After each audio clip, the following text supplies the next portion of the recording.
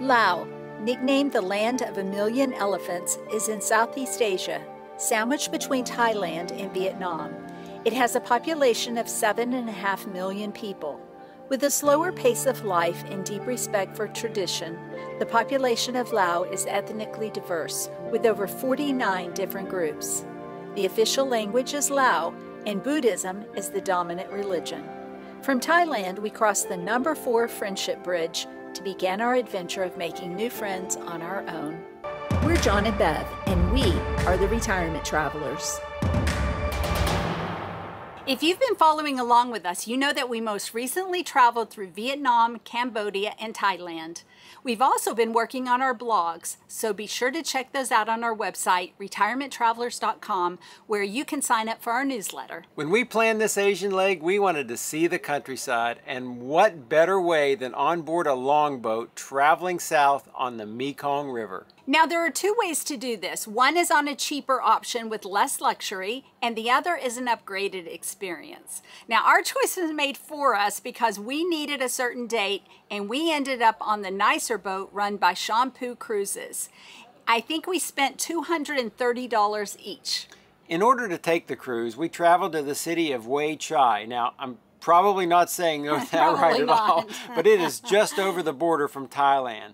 In last week's video, we showed you the bus from Chiang Rai, so if you're interested in traveling from there, check it out. Wai Chi, and I'm sure I'm not saying it right either, is a simple community where it is not uncommon to see cows walking down the road in the middle of this town. Right. Now, this town has a lot of backpacking hotels and little restaurants and food stalls along the way. Now, in the spring in northern Thailand and Laos, the farmers burn their fields. Now, this creates a huge air quality problem. I think when we were in Chiang Mai, the air quality rating was the worst in the entire world. Yeah, we kept having people send us texts telling us to be careful. On our first night, we stayed in town at a $15 a night hotel. It wouldn't have been so bad if the air quality hadn't been so awful, but the hotel did not have good windows, and we woke up with so much smoke and my allergies were just in overdrive. So in my Superman mode, I did some spot decision making. We scrapped the $15 hotel. We got a $25 hotel. They even upgraded us to the deluxe suite. I think it was the best hotel in town, but it didn't take long for us to realize that our reviews we had read were fictitious, and there was no crystal clear swimming pool. No swimming pool at all. None. But overall, it was way better than the last hotel, and it had windows that actually closed tight. The staff was friendly, and we were confident that we had chosen the best in town. Yeah, our first experience was an opportunity for John to save and rescue the wildlife. Now, the neighboring goats came into the fountain area to get a drink and graze on the lawn. We heard this crying, and we saw this mama goat having a fit because her kid had fallen into the murky fountain. John rushed down to rescue it. So the baby goat was crying. I ran down some stairs. I got down on my knees beside the fountain, and the baby was trying as hard as it could to swim. I lifted it up out. It was soaking wet, and I handed it back to the mama. And the mama goat said, now this is the truth, she said, "You're the goat."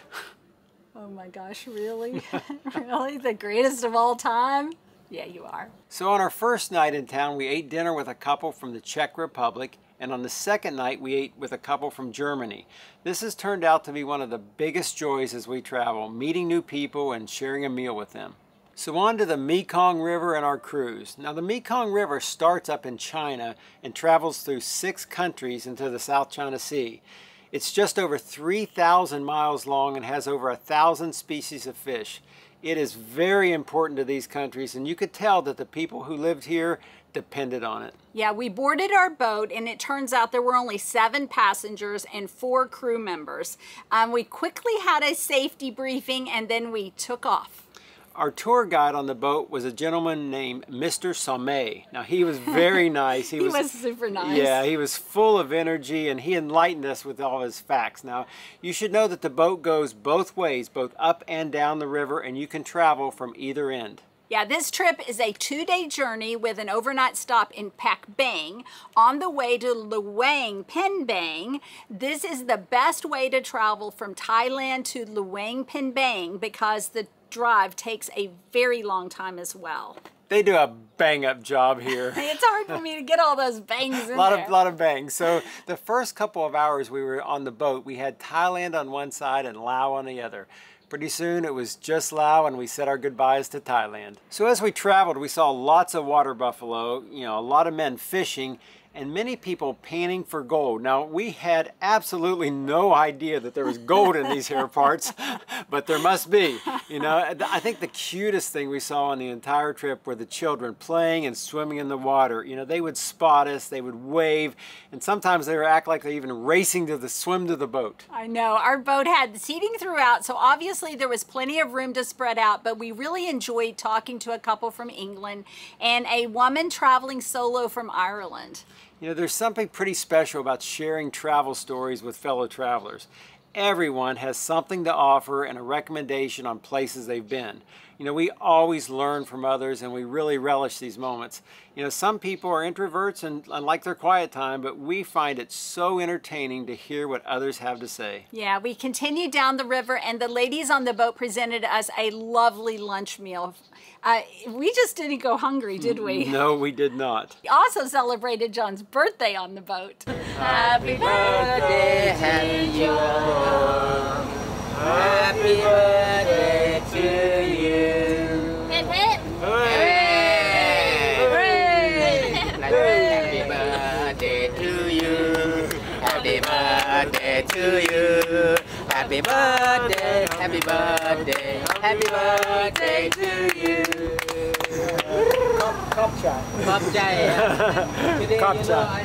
But before getting to Pak Bang, we made a stop at a village to deliver school supplies. Now, Shompoo cruises had gift bags to deliver. Each child at the school received pencils and notebooks, soap, toothbrushes. They were really the cutest little kids and were so fun to interact with.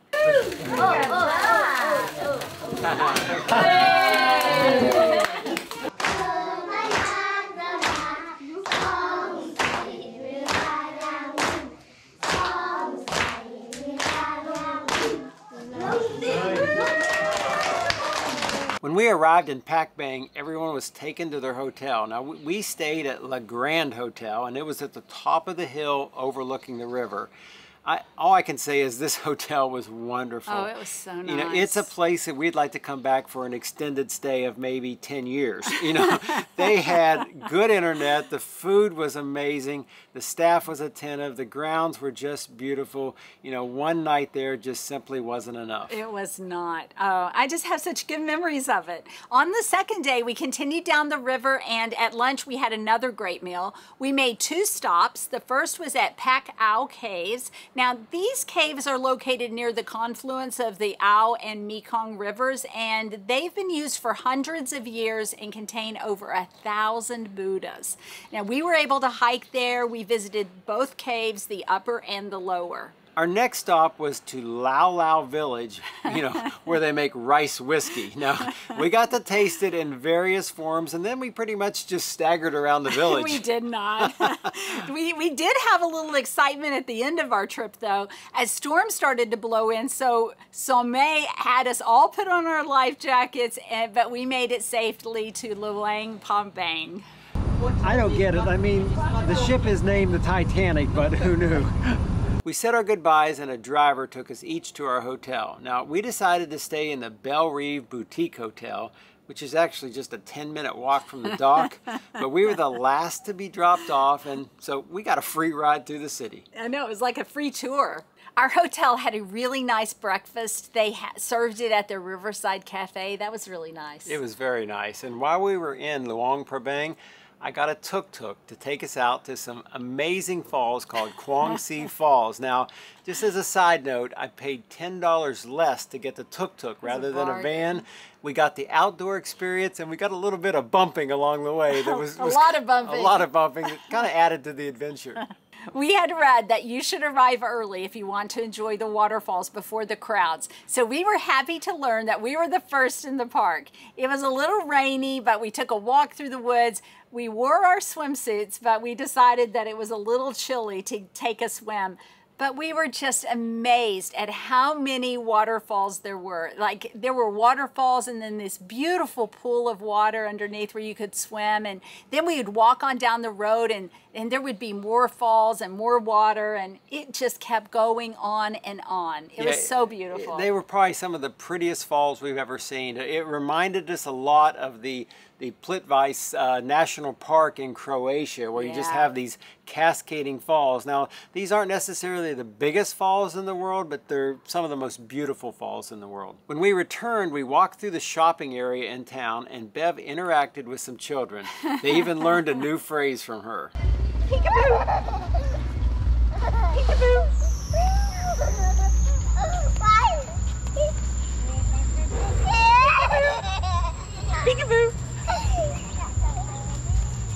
Peekaboo! Peekaboo! Peekaboo! Peekaboo! Bye-bye! Bye-bye! Bye-bye! Luang Prabang turned out to be one of our favorite locations. We walked through the city and climbed up to Fossey Hill. Is that how you say that one? Fousey, I think. Okay, Fousey, to the temple, which overlooks the city. We went to the Royal Palace History Museum, and we enjoyed the night market too. Our favorite stop was this little juice stall. Now, we were just walking along and we met an Australian man who had a smoothie, and we said, "Where did you get that?" Well, he took the time to walk us back to the stall. All the way back. He said these two ladies were absolutely beautiful and so nice, so we had to check it out. Yeah, they were beautiful, and they just had the sweetest disposition. It was so sad the last day we were there, they yelled at us as we left, "We'll see you tomorrow." But we had to turn around and tell them that this was our last day, and we would come back again another time. Yeah, we were good customers, lots of smoothies. Now, Laos is famous for their elephants, and a lot of people visit elephant sanctuaries like we did in Thailand. So we recommend when you're here, visit one of those. Yeah, we had a wonderful time in Laos, making new friends, and we were just surprised more people don't put this on their wish list. We don't think anyone would be disappointed with a visit to this city and the opportunity to take the Mekong River cruise. When we started our trip in the north of Laos, it was a little rough at the beginning, but each day got better and better, so much so that we actually cannot wait to return to Laos. Yeah, we will leave you with some more video of our Mekong River cruise. Be sure you put this on your bucket list, and we will see you next week in Singapore. We can stay here forever, cherish everything we see. The auburn light in the morning, the birds waking up in the east. As long as we're together, it's enough for me. It doesn't matter where we are, home is where the heart is. It doesn't matter where we are, home is where the heart is.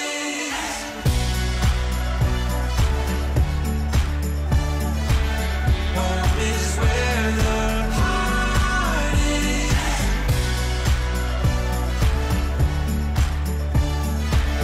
Home is where the heart is. It doesn't matter where we are, home is where the heart is. It doesn't matter where we are, home is where the heart is.